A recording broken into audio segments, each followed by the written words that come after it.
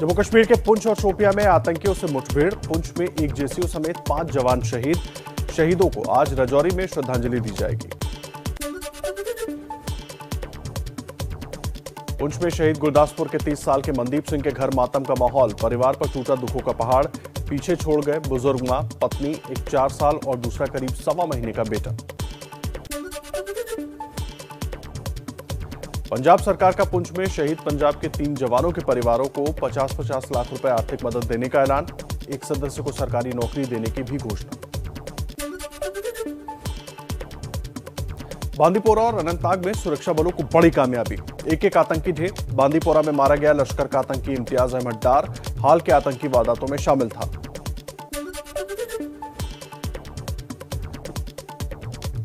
कश्मीर में अल्पसंख्यकों पर लगातार हमले के बाद एक्शन में सुरक्षा एजेंसियां। एनआईए ने करीब 700 लोगों को हिरासत में लिया। कुछ लोगों की हो सकती है गिरफ्तारी। संदिग्धों से पूछताछ में बड़ा खुलासा। आईएसआई की कश्मीर में बड़े पैमाने पर आतंक फैलाने की साजिश। पुंछ में 5 जवानों की शहादत के बाद जम्मू में फूटा लोगों का गुस्सा। डोगरा फ्रंट के कार्यकर्ताओं ने किया जोरदार प्रदर्शन। कांग्रेस प्रवक्ता गौरव वल्लभ ने सरकार पर साधा निशाना। कहा, घाटी फिर से जल रही है। सेना और नागरिकों को निशाना बनाया जा रहा है। वो लोग कहां हैं जो कहते थे नोटबंदी से आतंकवाद खत्म हो जाएगा। एआईएमआईएम प्रमुख असदुद्दीन ओवैसी ने ट्वीट कर सरकार को घेरा। लिखा, कश्मीर में बढ़ती हिंसा मोदी सरकार के झूठे दावों का नतीजा है।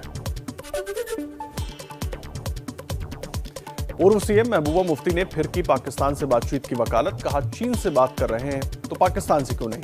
खून खराबा कब तक चलेगा। वाजपेयी जी का रास्ता ही इसे रोक सकता है। जम्मू कश्मीर में अल्पसंख्यकों पर बढ़ते हमलों के चलते पुलिस ने अल्पसंख्यक संकट हेल्पलाइन नंबर जारी किया। Helpline number 0194244028। और आइए कुछ और खबरें देख लेते हैं फटाफट अंदाज में।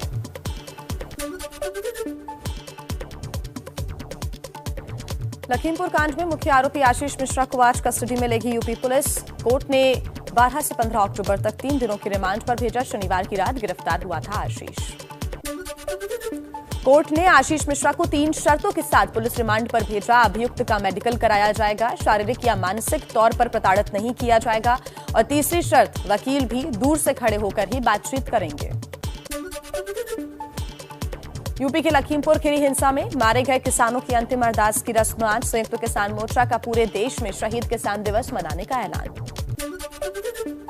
लखीमपुर में 1 लाख किसानों के जुटने का दावा। राकेश टिकैत सहित कई किसान नेता लखीमपुर पहुंचे। केंद्रीय गृह राज्य मंत्री अजय मिश्रा के इस्तीफे की भी मांग पर अड़े हुए हैं किसान। प्रियंका गांधी आज फिर लखीमपुर खीरी जाएंगी। हिंसा में मारे गए किसानों के अंतिम अरदास कार्यक्रम में शामिल होंगी।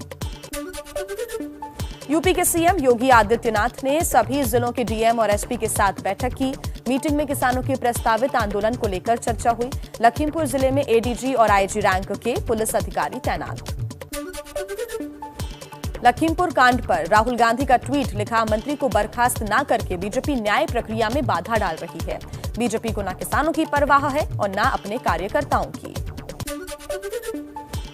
लखीमपुर हिंसा को लेकर देश भर में कांग्रेस कार्यकर्ताओं ने किया मौन प्रदर्शन। आरोपियों की गिरफ्तारी और केंद्रीय गृह राज्य मंत्री अजय मिश्रा की बर्खास्तगी की मांग को लेकर राजभवनों के बाहर धरना दिया। लखनऊ में गांधी मूर्ति के सामने प्रियंका गांधी ने किया मौन प्रदर्शन। प्रियंका ने ट्विटर पर लिखा, किसानों की हत्या के आरोप में मंत्री का बेटा गिरफ्तार। क्या अब भी मंत्री को पद पर बने रहने का अधिकार है। लखीमपुर कांड के विरोध में बुलाए गए महाराष्ट्र बंद का मिला जुला असर दिखा। मुंबई के चेंबूर और बोरीवली में शिव सैनिकों ने जबरन दुकानें बंद कराई। बेस्ट की 8 बसों को भी नुकसान पहुंचाया। महाराष्ट्र के पूर्व सीएम देवेंद्र फडणवीस ने उद्धव सरकार पर निशाना साधा। कहा, महाराष्ट्र बंद में राज्य सरकार और बीएमसी की मिली भगत। कोर्ट संज्ञान लेकर कार्रवाई करे। मुंबई में बंद को सफल बनाने के लिए सड़कों पर उतरे एनसीपी के प्रवक्ता और राज्य सरकार के मंत्री नवाब मलिक। लखीमपुर कांड को लेकर बीजेपी पर निशाना साधा। योगी और केंद्र सरकार के खिलाफ जमकर नारेबाजी की। नोएडा में अतिरिक्त मुआवजे की मांग को लेकर महीने भर से प्रदर्शन कर रहे किसानों ने अथॉरिटी के दफ्तर पर ताला जड़ा। पुलिस वालों से हाथापाई भी की। हरियाणा के फतेहाबाद में पराली जलाने का सिलसिला फिर हुआ शुरू। 5 जगहों पर प्रशासन को मिले आग के सबूत। आर्यन खान केस से जुड़े एनसीबी अधिकारी समीर वानखेड़े का महाराष्ट्र पुलिस पर बड़ा आरोप। पुलिस में शिकायत दर्ज कराई, कहा गैर कानूनी तरीके से सादी वर्दी में पुलिसकर्मी मेरे ऊपर रख रही है नजर। क्रूज ड्रग्स केस में शाहरुख खान के बेटे आर्यन को आज एक और दिन जेल में काटना होगा। जमानत की अर्जी पर कल दोपहर में होगी सुनवाई। मुंबई की आर्था रोड जेल में बंद है आर्यन। ड्रग्स केस में फंसे आर्यन खान पर महबूबा मुफ्ती के बयान से महाभारत। महबूबा के खिलाफ दिल्ली पुलिस में शिकायत दर्ज। महबूबा ने कहा था खान सरनेम की वजह से आर्यन को बनाया गया निशाना। आर्यन खान की गिरफ्तारी पर कांग्रेस नेता नाना पटोले ने उठाया सवाल, कहा यह कार्रवाई अडानी पोर्ट पर पकड़ी गई ड्रग्स मामले को छुपाने का तरीका था, नहीं तो बीजेपी की संलिप्तता का पता चल जाता, इसलिए खान को फंसाया गया। प्रधानमंत्री मोदी सुबह 11 बजे राष्ट्रीय मानवाधिकार आयोग के स्थापना दिवस के कार्यक्रम को संबोधित करेंगे। 12 अक्टूबर 1993 को आयोग का गठन हुआ था। प्रधानमंत्री मोदी की अध्यक्षता में आज केंद्रीय कैबिनेट की बैठक। शाम 6 बजे पीएम आवास पर मीटिंग होगी। अफगानिस्तान के हालात को लेकर आज G20 शिखर सम्मेलन। पीएम मोदी वर्चुअली शामिल होंगी। शाम 4:30 बजे शुरू होगी बैठक। चलिए आगे बढ़ते हैं, कुछ और अहम खबरें आप तक पहुंचाएं तेज रफ्तार में।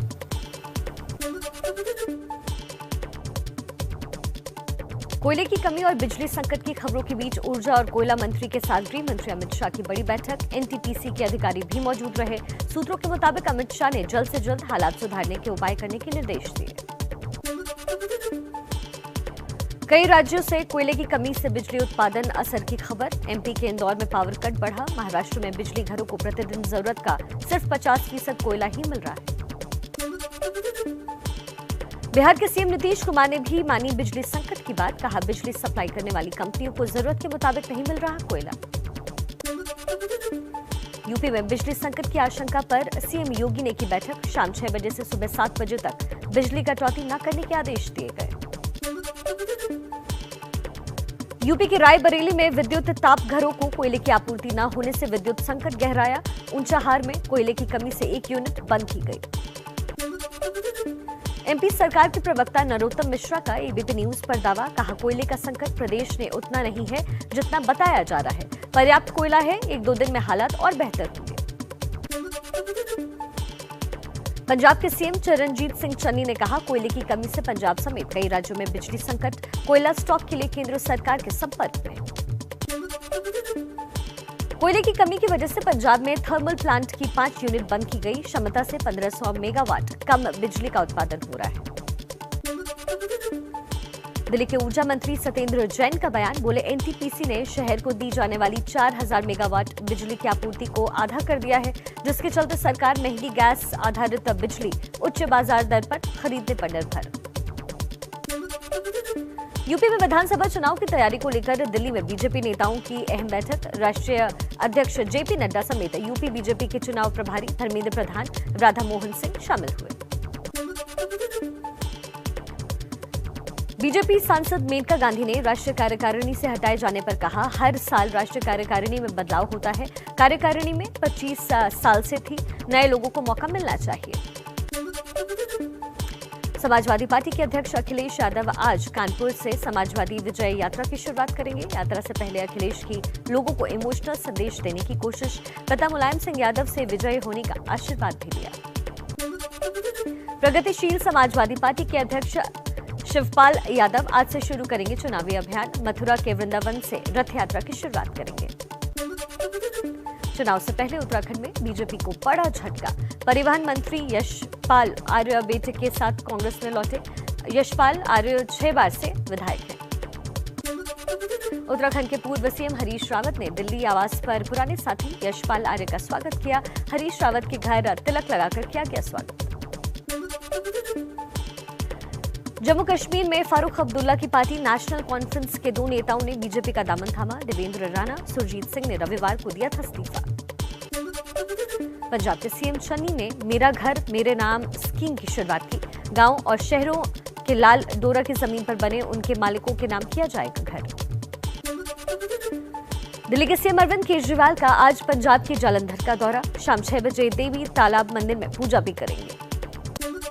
दिल्ली के सीएम केजरीवाल ने देश के मेंटर कार्यक्रम का उद्घाटन किया। कहा, बच्चों को स्किल्ड करने की दिशा में काम हो रहा है। बच्चों को नौकरी करने वाला नहीं, नौकरी देने वाला बनने का लक्ष्य है। बिहार में आरजेडी और कांग्रेस के बीच नूरा कुश्ती। 2 सीटों पर हो रहे उपचुनाव में महागठबंधन में 2 फाड़। कांग्रेस ने कहा, उपचुनाव में आरजेडी ने गठबंधन तोड़ा, लेकिन चुनाव नतीजों के बाद के सवाल पर साधी चुप्पी। पटना में जयप्रकाश नारायण की जयंती पर तेज प्रताप ने जनशक्ति यात्रा की। यात्रा गांधी मैदान से जेपी आवास तक पहुंची। जनशक्ति परिषद के सभी सदस्य शामिल रहे।